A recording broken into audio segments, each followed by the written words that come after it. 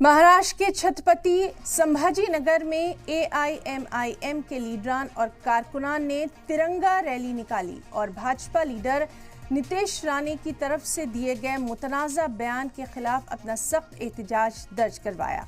साथ ही नीतीश के धमकी आमेज और मुसलमानों के खिलाफ बयान की शदीद मजम्मत की है। साबिक एमपी इम्तियाज जलील की क़यादत में छत्रपति संभाजी नगर से मुंबई तक ये रैली निकाली गई है। तो महाराष्ट्र के छत्रपति संभाजी नगर में एआईएमआईएम के लीडरान और कारकुनान ने तिरंगा रैली निकाली और भाजपा लीडर नीतीश राणे की तरफ से दिए गए मुतनाज़ा बयान के खिलाफ सख्त एहतजाज दर्ज करवाया। नीतीश के धमकी आमेज और मुसलमानों के खिलाफ बयान की यहाँ शदीद मजम्मत की गई। साबिक एमपी इम्तियाज जलील की क़यादत में ये रैली निकाली गई।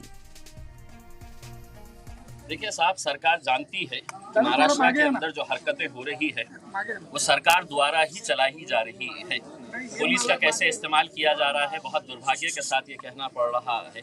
आज महाराष्ट्र में जो जाति, धर्म और मजहब की दीवारें खड़ी की जा रही है, जो दंगा भड़काने की कोशिशें की जा रही है, जो स्टेज के ऊपर खुले आम मुसलमानों को गालियां दे रहे हैं, ये धमकी दे रहे हैं कि हम मस्जिदों में घुस कर मारेंगे, तो क्या ये क्रिमिनल एक्ट नहीं है? क्या इसके ऊपर कार्रवाई नहीं होनी चाहिए?